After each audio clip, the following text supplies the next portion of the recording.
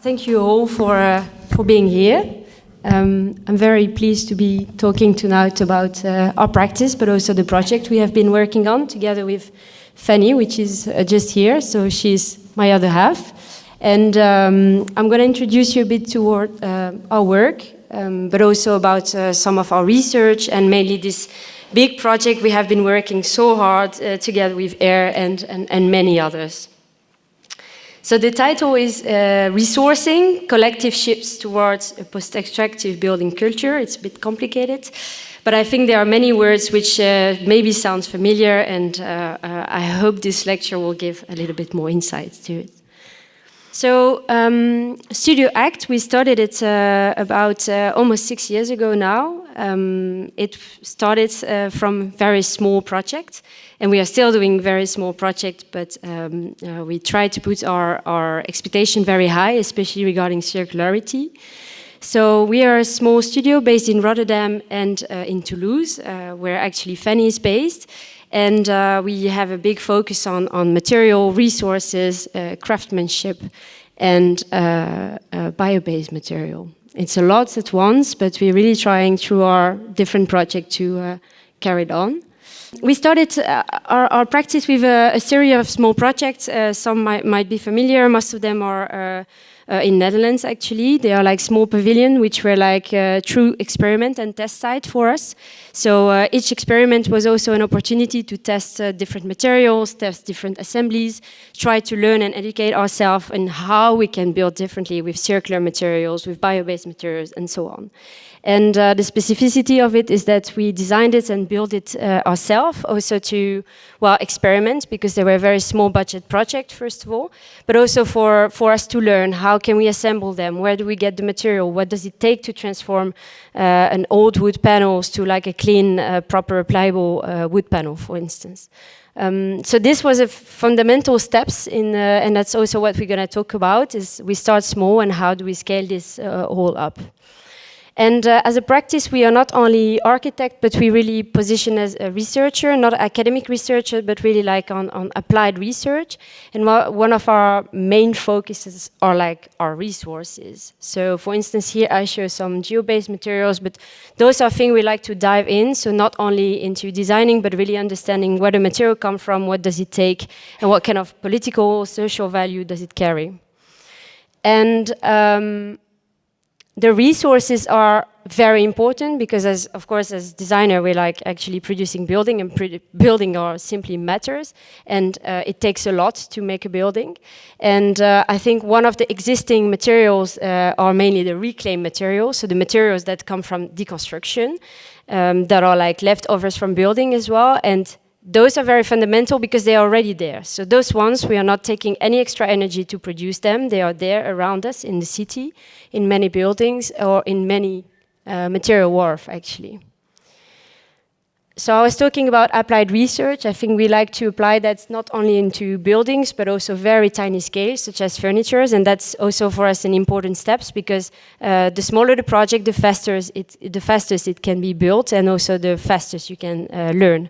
So I think our whole practice is also based on that, trying to learn constantly through project as a sort of iterative research. And we, of course, are trying to upscale, and we are, of course, meeting all the difficulties it takes to upscale with all this geo-based material, with the regulation that are not yet there, with the question of also aesthetic. How do we translate those very small pavilion into like a larger facade, into like a bigger plan, and what does it mean in terms of resources, because that means we need way more. So that's also, of course, a big part of well, our common months of learning and years of learning. So I would like to just start by like a very historical perspective, building with the leftover. It's something that is not new. We have always been doing it. And I really like to show this figure, like the figure of the rag picker is like, it was fundamental in our cities. Back then there were no garbage, and because there were no garbage, there was this profession. And it was a huge community that would like be constantly in cities cleaning up, but not like picking up stuff from the street, but really getting it from people, also picking it up from the street. But there was this culture of getting old clothes, old bones, etc. And there was a whole industry that would transform those rest materials and transform them into glue, buttons, paper, etc. And that's very interesting because as we are talking about circularity, we're also talking about new economies. And if you look at these figures, they were already carrying a parallel economy, actually. Another figure which I think inspired us, but not in the wrong way, we looked at it because, of course, you might be familiar with the Spolia ID. This is a very great example from a reseller in Belgium, which made his whole house based off like fragment of castle, etc. So it's a total different approach. You might know also Radmaker, which is also like a great figure of it. What is interesting is to understand that through stories we have always been using materials and leftover materials, and we have also been cultivating this idea that we should be reusing. The Spolia is a bit different because, well, it's also calling about stealing and about war, and it's very symbolically heavy. But it is interesting because it shows that we are actually dealing with new forms, and we have to well, get used to those new forms, but we also have to, us as architects, really try to experiment and understand how we can link traditional or like modernist way, for instance, of building with this diversity of materials we are getting again. Another form which is very interesting as well is that if we're talking about unbuilding and rebuilding, because that's a common topic, of course, at the moment, here you have like two stations. The first one was unbuilt in the 30s, and it was rebuilt a little bit further in France into a station again. So this culture of like taking a big metallic construction, taking it apart and build it again was very common and not scaring to anyone. Another form, this is a bit where I'm from, the vernacular make-do. I find it also fascinating to know that in the countryside there was always this mindset to collect materials, store it in your backyard and try to reuse it either to maintain your house or to change it, etc. So that also creates different forms which are very vernacular in a way, but it's also very interesting. And I wanted to show this picture. I thought about it today. Actually, it was 500 houses. This project was called the Chinese Wall. It was in my city, and it was teared down, and it was very impressive. So I think the whole city was watching the building falling down. It was about 3,000 people living in it, and most of the people were working everywhere in the city, so it was like this big community. And I think it's also really impressive because this was possible in 2000, but you can wonder, is it still possible to do that? Because if you look at the amount of material that was teared down, it's spectacular, but in a wrong sense. So before I continue, to make sure that you keep energetic, I would like to ask you to do a small exercise. So can you put your arms around your body, get it loose a bit, and try to cross your arms. And now that you've done that, try to cross your arms the other way around. How did it feel? A bit difficult, uncomfortable, slightly different than normal. And I think that was an exercise we saw now a couple of times. So it's really nice because actually it really represents how we have to behave facing this change. How are we going to build differently? Well, it's going to be uncomfortable. It's going to be difficult. It's not going to be like every day. But it's very exciting and challenging. So let's continue the lecture with this idea. So now I'm going to bring you through our series of small projects. We could say it was a little lab for us, a series of experiments where we learned a lot. So I think this constant idea of building and building, rebuilding was something we really felt the need also to experience, to get a little better grip on what does that mean, right? To build first, but also to unbuild, and then to rebuild with the same material. So I'll bring you through some cycle. This was the very first project, a circular pavilion, which no longer exists. It was in Rotterdam, in the culture campsite, so very close by, actually. It was a cabin for people to sleep in the summertime. And the idea was to make it as possible from a circular material. So it was a very simple plan, and the idea was to create a simple structure with wood, infill it with reused wood, and also experiment with rammed earth. So that was like a great scale for that, because, well, you don't need a permit, and so that simplified things. And it was also a very temporary structure. So it was a time to experiment as well about foundation. That's something we really like in design, is how do we create foundations which are dry, so that does not seem permanent. So that means you avoid to use concrete. You're making sure that you can disassemble it. You're not pouring concrete neither in the ground, etc. So that was a good test. So we did that with a small amount of curbs, so like from the street, this pavement. Stack them on the top of each other, and then build this wall of earth, and also see how this wall of earth would behave in the climate of Rotterdam. So that's also why these experiments are fundamental. You learn a lot about it. You can see, for instance, there, perhaps it was exposed too much to the seawater, so we could see a little bit of salt in it, etc. And well, we actually also experiment with another material, which was this polycarbonate that you see. So I will talk about it a bit later, but polycarbonate is one of the, well, common plastic that you find here, also because of the greenhouse industry. There were like, in farming industry, there are lots of panels available, and it's a very expensive material actually when it's new, but secondhand is rather cheap, and if you clean it, you can give it a very good second life. And of course, plastic, I think it's one of the material you really can't discard anymore. Huh? So that was another tryout. We also worked with old tropical plywoods, which came from Burman, a series of flooring that came also from Burman, and that was from an old sports hall. And there it was also interesting, because you can see that the floor was also used as a ceiling board. And you can also see that according to how you treat the materials, you can actually change his appearance. And you can use smaller pieces, for instance, for smaller elements, such as the ceiling. So this whole buildings was working as an ecosystem. And for instance, experimenting with formwork and trying to reuse the formwork as a structure later on in the building. So those were interesting to us. And then came the moment to unbuild it, because it was temporary. And that was, I think, the most interesting part, because all of a sudden we would be dismantling the whole piece, so understanding where we made some mistake and where it would be difficult perhaps to reuse the material. But it also means that we had to create a new design with existing stock, which we had in hand. So it was very nice, and we could actually envision how to redesign it, but in a different way. So it became a greenhouse later on, and we added very little material actually to it.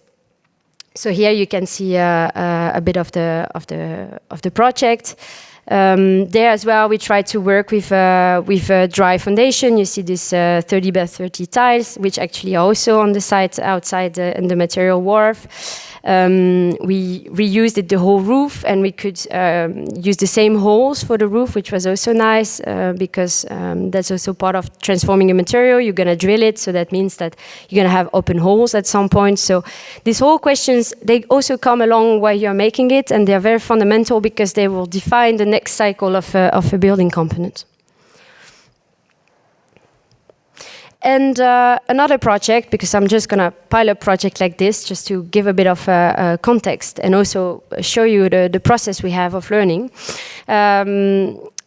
It's called the Tree House. It was a project that was for the first time really commissioned. It's built in Amsterdam, actually, in the Herengracht, so behind these beautiful houses. There's a very deep garden with an old tree, which, by the way, no longer stands, and this cabin that was built. And it took quite some effort to build it, because we wanted this time to really work from a reused structural wood. So that means not being like using any sort of pre-made timbers. We really wanted to work from this solid wood. And at this period, I had a very nice colleague, Frederick Paul, who mentioned this resource that was in the harbor, laying there, the Meerpalle. So it's this very hard wood that comes from the colonial time in the Guianas. And it turns out that it's been massively extracted from harbors, but not only in Holland, around the whole coast from the Netherlands to Portugal. And a lot of this hardwood comes out. They are very solid. They have extremely good capacity to build. They're actually infrastructure wood originally. So here you see them. They have a tremendous length. And it was for us a really nice experiment. So, okay, we're going to work from this wood, we're going to recut it, sew it again. So this company took care of the sewing for us, and we had to adapt it a lot, but we did. And we could create all these assemblies and connection, and it was a great time to experiment. And so we could make the whole structure with that, as well as the flooring. So you can see there is the structure and the flooring also very different in the way they express themselves. So the structure is painted with like a bio-based oil, slightly darkened, and the floor is treated in a different way, and it's much thinner. And as well in this project, we really also made use of this discarded plastic I was mentioning before, which are also really interesting because there it's quite labor intensive if you have to clean them, because you have to eventually take off the tape, and it's full of birds, sheets and piss, and it's not very nice, as a work. But it's still really interesting because all of a sudden you can have like a very big amount of plastic reused in a project. This one was very small, but you could really make it much bigger. So it was also nice to understand what does it take, and that also means there are like new economies around those materials that could really take place, and that are actually already taking place. And beside another nice experiments, we picked up, like, the project is made of 99% reuse. So that means what's not reused is just the gutter and the screws. So that was like for us a big set. And we also worked again with this dry foundation system. So that means digging the ground, putting some gravel. Everything like infrastructure can be very easily sourced secondhand as well, so that's also really interesting. Using these tiles and laying these beams on it, because these beams are like this very hard wood, so they have been like immersed in the water for like 200 to 300 years, and they can be very well reused. They are very strong. They are strong to mushroom, etc. So that also means that when you kind of work with reused materials, you might work with products that are from better manufacture than we are doing them now. And for instance, we found these beautiful red tiles that you see, and those red tiles, they actually just betonplex, so as we speak, and they were used in a club, so they were full of glitters. And once we removed these glitters, we just found this beautiful color, and that was just very, very nice to discover. So this whole project also gave more shape to like this resource map, and understanding that we will be talking also about geographies with resources. So not only about people, but really like this resource, the existing networks, etc. And this project is also made with the same wood. And why I wanted to show it is just to understand that this iterative process. So that means we made this first project with this Basra locus wood and this meerpale. And we started to do another project with it. So then we could really learn from the assemblies and from the way we cut the wood, the way we assemble it. We could really learn how to do it better, to do it simpler, also for craftsmen. Like in this case, it was us, but like in the material wharf, we are not anymore the one building. And it's very nice to have this expertise on the material. So here you see some drawings there as well, because we really like foundations. We also try to think a bit further, how can we make invisible foundations? So also very low-tech projects. So we made this foundations which are actually under the ground, but in gravel, and they brace together the project. And that also create this very interesting way of landing on the ground on very invisible piles. Yeah, and now I'm going to bring you to a little bit deeper into the story of this wood. So also to understand that if we talk about these resources, we are talking about stories, hidden stories, stories that are sometimes very political, social. In the case of this wood, we're talking about plunder, about colonialism. And I think it's very important to understand that these materials, they still carry these traces. Here you see a map that's also interesting, and the Guianas is actually a region, and you can read it like that. And it's been divided by the colonial parties, and it has changed many times, but at the end they really function as like one resource, one region, one community, so that's really also interesting. And so we dived in this wood. This is a bit part also of the research type we try to do also on the side of reuse, to understand there is a very practical aspect, but there is absolutely a theoretical one. And we can't forget it, because it is there. And I was showing earlier the plastic panels. I mean, it's also calling for like the whole industrial farming system that is taking place. And the same goes with these spies. We're now discarding them from the harbor, where they actually come from this colonial time. And it's also very interesting because, for instance, when we visited Material Wharf, we found again these piles in different wharfs. And there you could really even more see the cutting process that was made, and that was like it was like pure slavery, you know. And this material was mentioning, but you know, people buy the wood for that. They want to see the traces, and then you think, okay, that's, you know, all of this is symbolic, but it's very strong. So I think it's nice to be very aware of what we have as resources and what do we do with it. So we made a video to a small movie, actually, with a local researcher and a filmmaker, and with a Dutch filmmaker at the same time, asking them to explore the Guianas and collect stories from people that were related to this wood. So not only past stories, but also actual stories, rituals. We were like, there's these voodoo rituals around trees, the community that live in the forest still, the way you can have to build still community building. I mean, we're not the best people to talk about it, but it was very nice just to unfold the story, collect it into images, and be able to share it. Here at the back, you also see the harbor. I think that's also very a strong thing, and that's what we have also at Rotterdam. And we have like this harbor and this carry-on also a lot of the past symbols. Right. So now I'm going to switch topic, or not fully, because I think we've talking about stories, we've talking about materials, we have talked about sourcing already a little bit. And I think we can also start to think of how do we scale up, but also what kind of languages or kind of expression do we give to this building. So that has been quite a bit in our minds, because I think Fanny and I, we were both coming from offices where we were working much larger scale. And we're also really interested, of course, in the typology of housing. And so we had this chance in Paris to have this small exhibition and prize where we could really research and dive into this expression of facades. So this project was very theoretical, of course. It's a pure utopia, but it's more like an exercise for us to think in terms of scale. What does that mean to build from reuse? What does that mean to build from geobase? What does that mean in terms of carbon footprint, but also what does it mean just in terms of aesthetic. So Paris was in this case our epicenter, but we found it really interesting to not look at Paris as like a center, but like a outer center. Also because if you look at big cities, you see that often the big cities are not owning the bigger material stocks, at least not the biggest deconstructed material stocks, because the cities are so expensive, it's impossible to store materials there.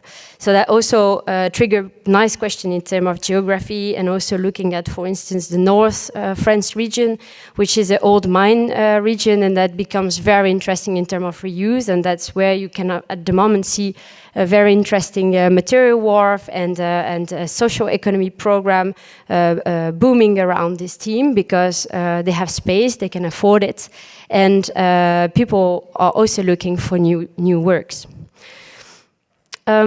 So we question these languages through like houses, as I was mentioning. So in Paris you have also this Osmanian language, you could say, and that was for us quite interesting to think always just the simple typology of building with a large balcony, opening window, etc. So that's why you will see 3 different typology which kind of follow this principle. So we made 3 variations, one from metal and plastic, the one that you're seeing. So there we just tried to formalize also together with an engineering company what kind of structure we could give to this facade based on former iron poles, based on different type of metallic and plastic cladding, etc. And we did the same for wood. So there we were trying to experiment a little bit more with like the diversity of wooden structure you could have. So it's also, I mean, it's a utopia, but that was really nice to think such way, and also think how can we connect wood and stone, for instance, at the bottom, because Paris has an enormous resource in terms, not enormous, but has quite some good resources in terms of stones, etc. And we did the same with stones and earth this time, because there as well you can find quite some good clay and some good sand and gravel, which allows you to work with raw earth. And there as well we try to make this variation to understand what does it means in terms of mass, in terms of shape, in terms of expression and quality of life with this tiny balcony coming inside the facade. So those were like time for us to also think in terms of scale, and that was interesting because it's bigger scale, but it still remains like a small collective building, which if we put it in the light of circularity is a very interesting point to go for, because the scale is still manageable, and you can still find the resources in a consequent way, so like a lot of the same thing, let's say. And you can have a very strong impact, because biggest project also the one that requests the most resources, and the more you go high as a tower, the more you go down as foundation. So that also means your footprint is getting bigger. So that's was interesting. And just we did this simple exercise. We didn't do it ourselves. The engineering company did it, measuring the impact, and that was also interesting for us to understand what makes the most impact from these 3 variation? Well, actually, it was the metal and plastic one, because metal is one of the material that requests the most energy to be transformed again. So that's also interesting for us to understand that perhaps we have to focus also a lot on this metal and try to melt it again as less as possible, because the more we will be reusing, the less we will be, firing. And now I will go step by step towards this concept of wharf, because we talked a lot about project, but the question of resource is also very much linked to territory, a region, but also a city, and the network and infrastructures that goes around it. So some time ago we had the chance to work with Luma in Arles on the questions of the bioregion and reuse, and we took that in the exercise of looking into scenography, because, well, you might all know, but scenography is a very big material consumer, and it lasts very little, so that's very interesting to think as designer, how can we shift our practice in this sense.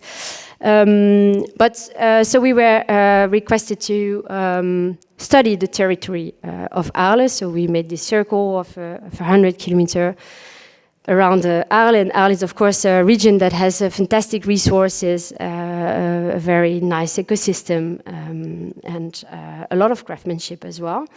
And so we looked at the territory not from like a bio-based perspective or regenerative perspective, but really from what's already there, like finite as material, as components. So we really looked at this material wharf and the know-how that was already existing in the territory. So it was really interesting to start to map a region, understand that with this region comes a lot of material wharf, but also a lot of craftsmen that are like really laying on all these material resources.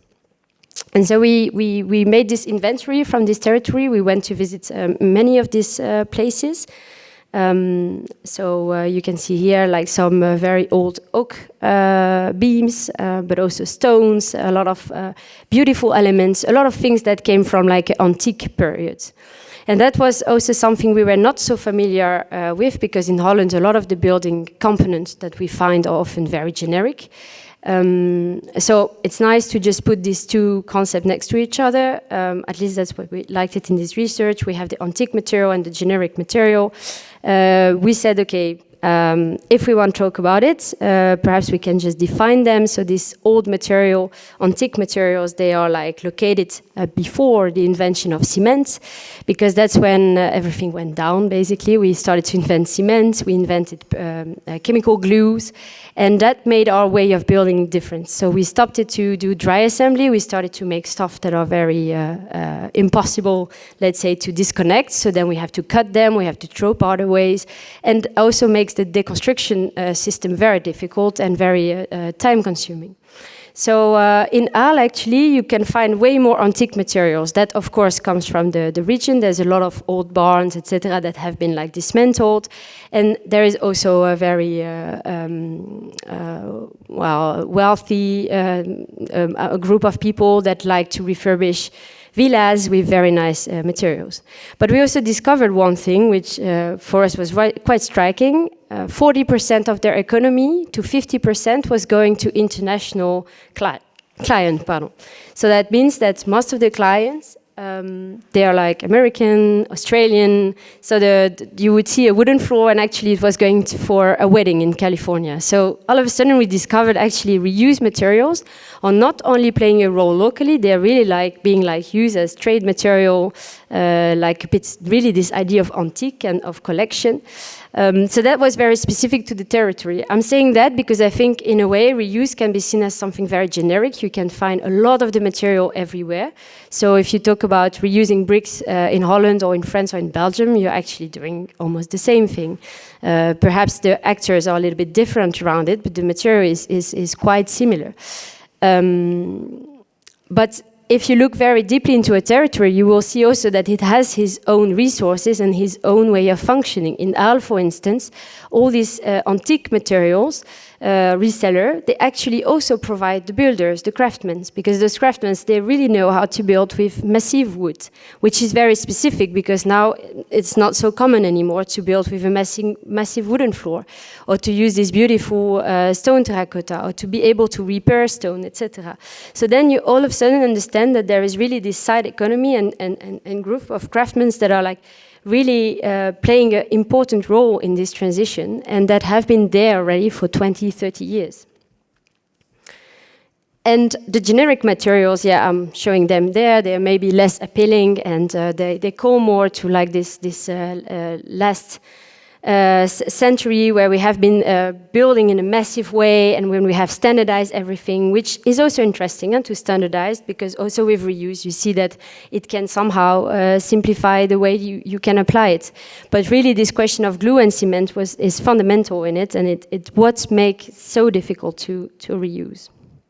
So I'm just going to show some diagrams. And then at the end of this whole research, we came into this sort of puzzle where we try to imagine ways of using the local resources to make scenographies. And that's, we never made a scenography there, but we really enjoyed this idea that we made this catalog and we had like a good knowledge of like the network, the people, etc. And we could really like envision possible scenographies. And now we're coming to finally the material war. So I've given you a bit of insight on our work, but more like the what already also exists in reuse with like this notion of sourcing. I mean, we're not inventing anything. A lot of people are already doing it as well. But like some months ago, we started to work together with Rotterdam and Rotterdam Circular on this fantastic research question. How can we design and how can we think about flexible material wharf? I'm also going to define a little bit what a material wharf is. But the most important part is we need to design an infrastructure for reuse. We need to create those networks in order to be able to scale up, accelerate, and make sure that everyone is able to work from this material. So we started this research, and I'm going to define it a little bit so you can follow me in these thoughts. It's important to look at the context. So if we zoom in the Dutch context of, let's say, demolition and deconstruction is quite well established. It's also well documented.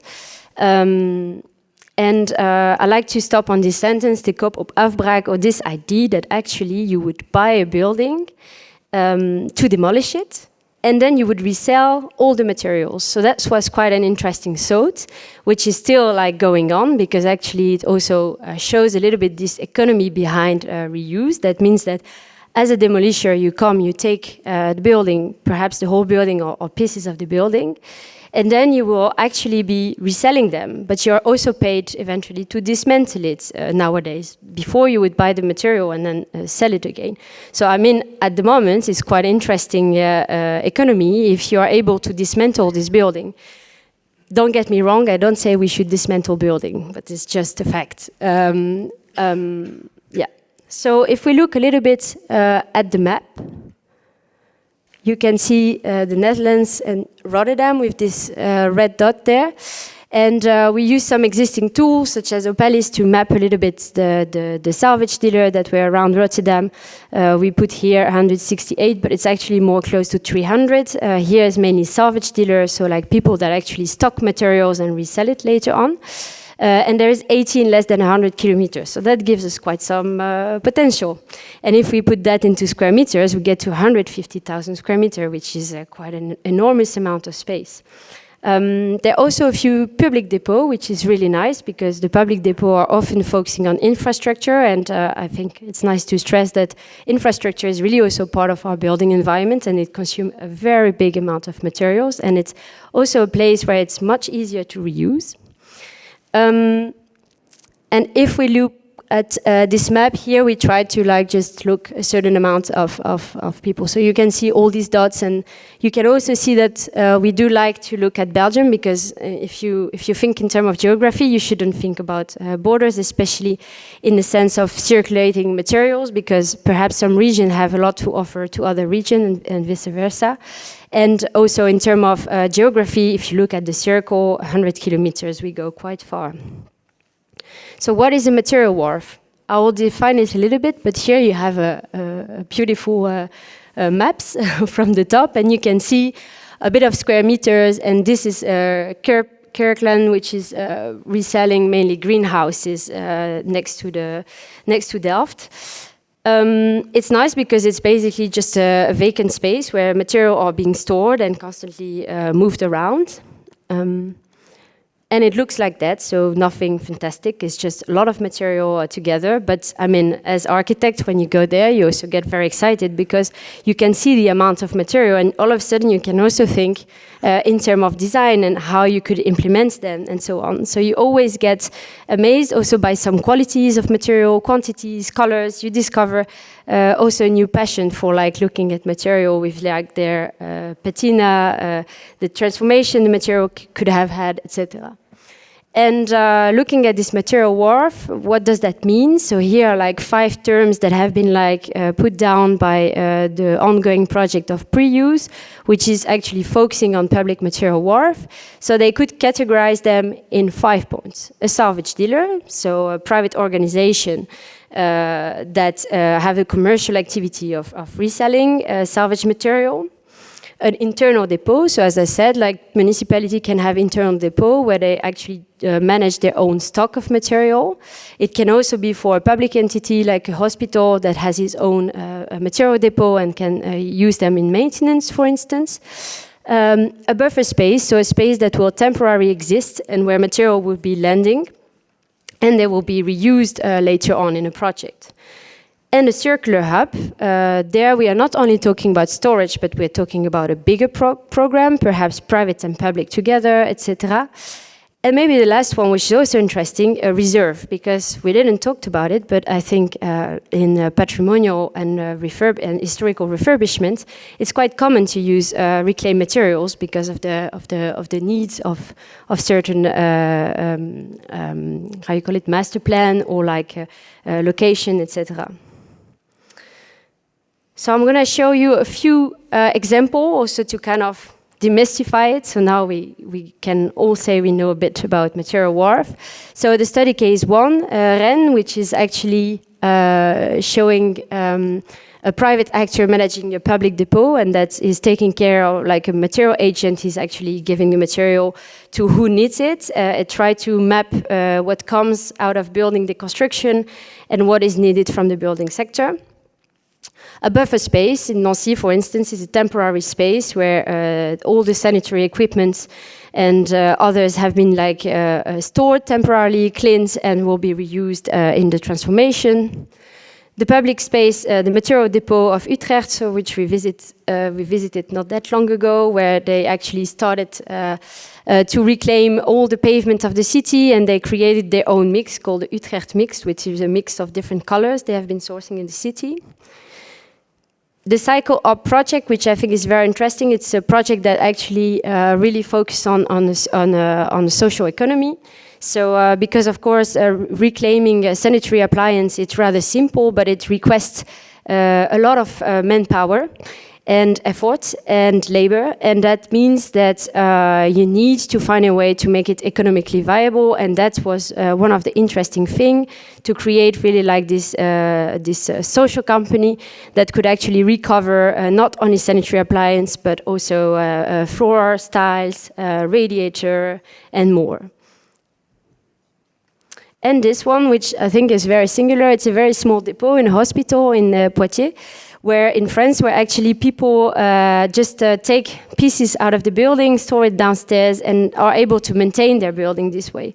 So this is very easy because the material doesn't leave even the building, and that's like a very small scale but effective way of reusing.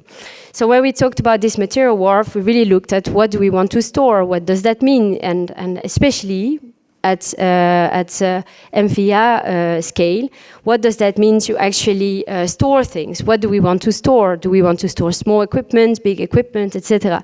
Because all these parameters, they're actually defining the character of this material wharf. And I wanted to just show that, just to understand what does that mean to deconstruct. And this is a very nice picture on the right from Rotterdam DC, taking down some stones, slabs from the wall, and then on the left, a very brutal demolition. So it also shows that we really need to bring some care with that, which costs time, but also these are very valuable resources. So I think we should really get used to watch the right image and really forget about this left one. And here it comes. What do you do in a material wharf? Perhaps you want to clean, you want to have a history research, you want to sort, palletize, recondition, repair, resize, but also test all those materials so you can give them and sell them with a good quality control. You can have a better cost efficiency on it, etc. So all these things were parameters we have been mapping. And also we try to think, what are the decisions? Why shall we keep materials? Well, there are plenty of reasons to keep materials, but those we try to just map them and also understand that it comes from a technical aspect, a cultural aspect, a quantity aspect, potential for new economies, CO2 impact, etc. And what I think triggers us the most was really to think, what kind of program are we talking about? Because if we want to make this infrastructure of reuse in our city, what do we bring there? Is it just a material storage? We were really dragged into the idea that you need to cultivate a certain knowledge there, and we need to experiment, and we need to train and learn from each other. Therefore, if we really want to reuse, we have to do more than a storage. We really have to create this small infrastructure that function as cooling, as a sort of permanent experiment, a lab, to really test together what does it mean to reuse and how do we come to that in practice. Because like if you would be able to start to curate those reclaimed material, you will create way more attraction, and you would start to think in terms of mock-up, in terms of trying to make some details, and then all of a sudden like more idea comes to it, and then you also understand what it takes and how simple or complicated your detail will be. And if we look at this material wharf, this was just a load and understanding, you know, what does that mean and what do we tackle? Do we say, okay, with this amount of space, we can create 160 bathroom or renovate 300 apartments, etc. So I think this quantification is also really necessary to understand that, of course, it's going to be really difficult and to build everything with reused material, but it is very interesting to think in terms of space, in terms of temporary space we need or permanent space to host this material temporarily until they get to their new life. And it's very interesting in a urban matter, because Rotterdam is also a harbor and is this whole facility of hull with crane, with water, etc., which actually is what you need as a material wharf. So here is, for instance, on the fruitload, it's also interesting because there's a lot of space, and then all of a sudden you could think of a circular hub, so not only storage, but like small company that will be like trying and testing with this material, and will also give space to reconditioning, transforming, etc. So here, like a small visualization. And here we come, Test Site Materialenwerf. So from this whole research, we came together with Air and the municipality to this intention to test it. Not to test it in a commercial matter, so it has nothing commercial, it's really purely a test site to try and envision all this material. And our intention was really to give a little bit of light to what already exists and to get a grip on the size and the size of component we could be reusing. So as a concept, because as you could see, it's not built yet, and we are in the process of building, so we really invite you to come back in 2 weeks and then look at it, or come back before, because then you can see the crane in motion, which is even more impressive, I think. So this building, it's curating assemblies from reclaimed material. That's for us very important. So we are actually designing a pavilion, this one, that is made of 100% recovered material, except for the metallic connection part. But for the rest, each material which is there owns his own story and is assembled in a very specific way. And I will detail them to you a little bit. And around it, there is a big public space, which there we wanted to curate a certain amount of big material assembly to also understand this potential of like the structural element, etc. So we're really doing a prototype there to really unfold the process and understand what it takes, not only from a design perspective, but from a policy perspective, a technical perspective, etc. And we're doing it, absolutely. So to design, we really want to think of each material as a case study. So that's what I want to show you after. We want to also unfold a bit of this process of recovery. And for instance, here there's some tiles, but it's also interesting to think, how do you recover a tile? A tile comes out of a building full of cement, and there is a certain process you can use to remove this cement and be able to reuse it again. So this is also part of this material wharf idea, to really understand this. Also witness the collectivity aspect. What does it mean in terms of deconstruction? Here you see Duravermeer. They're also trying to have their own material wharf, which we went to visit. We also went in other private sector. We also saw Utrecht before. So it's a mix of public and private, which works somehow hand in hand. And it's very important, I think, to mention that. So everyone has his role to play. And finally, the social economy I talked about before. So here was the very early sketch concept, just this plan of the Keilerwerf, which unfortunately burned down some time ago, and it's now a vacant space, and so it functioned for like a couple of weeks as a test site, and there we're like bringing these materials.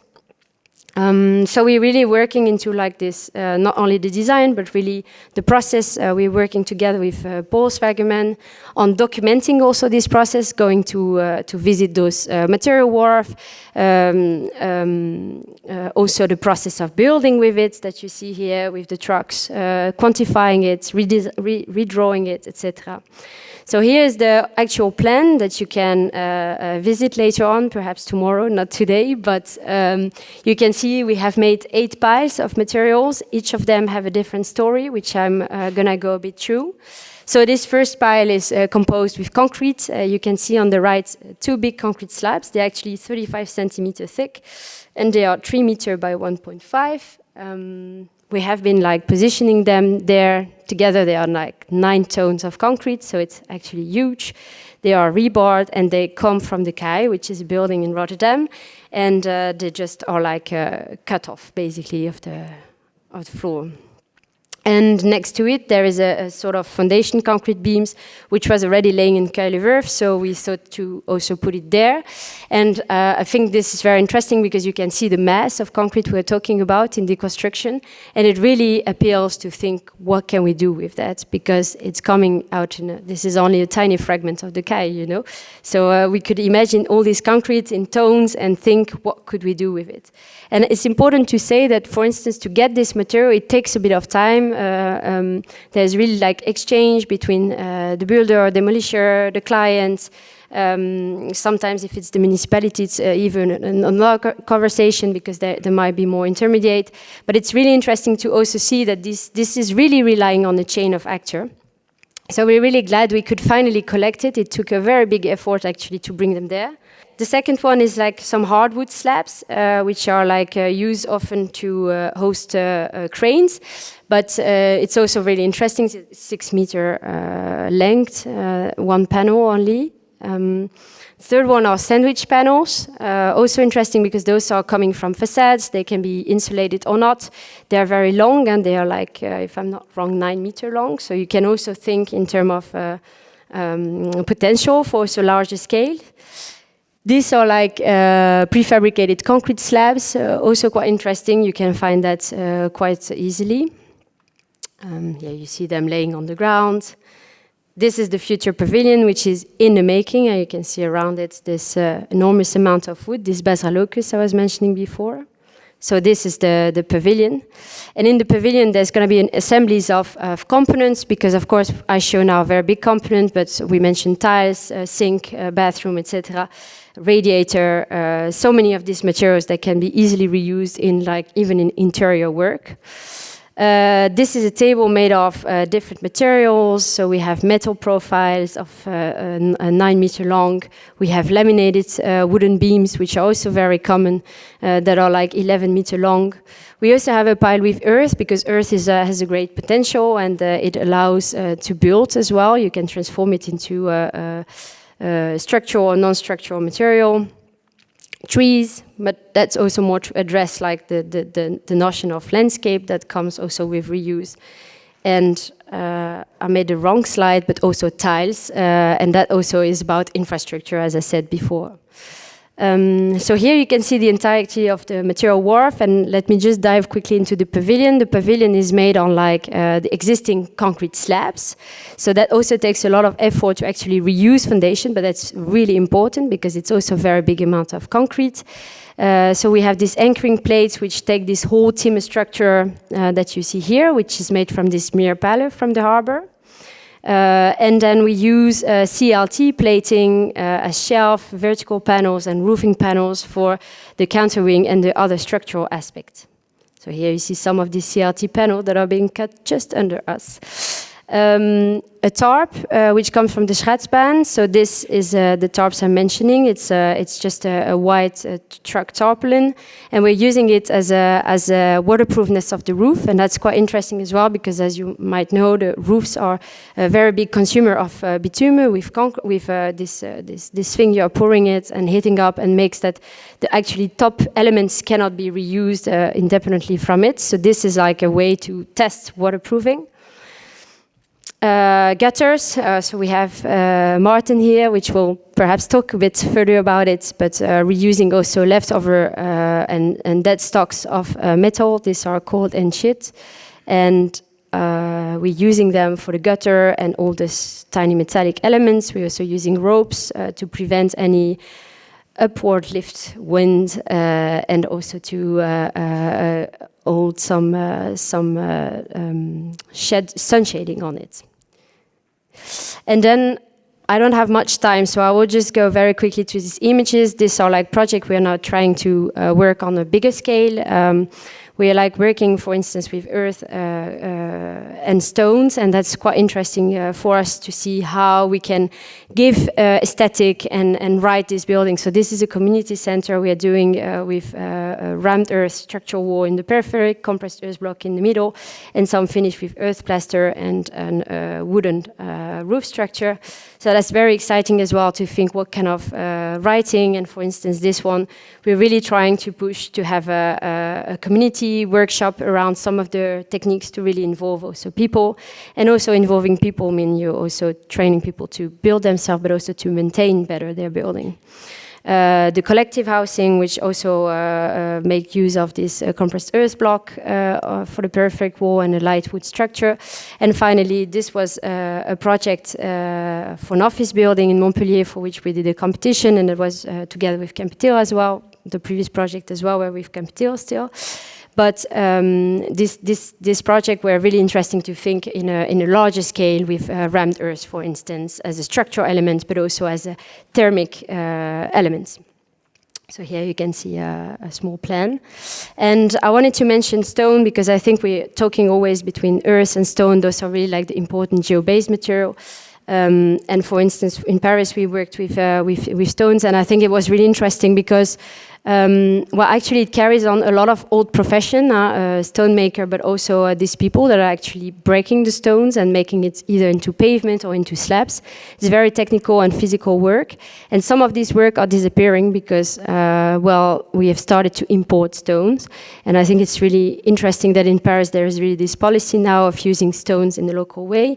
And of course, when we talk about stone and earth, we really have to understand what it takes to bring them there. So it's really like a local economy. You cannot start to make earth or stone traveling for kilometers and kilometers because it takes too much energy. So I think that also means we really have to look at what is around us. So it means working from reused materials, working from bio-based materials, working from geo-based material, working from all these resources that are around us. So thank you a lot for your attention. It was a bit too long, but thank you.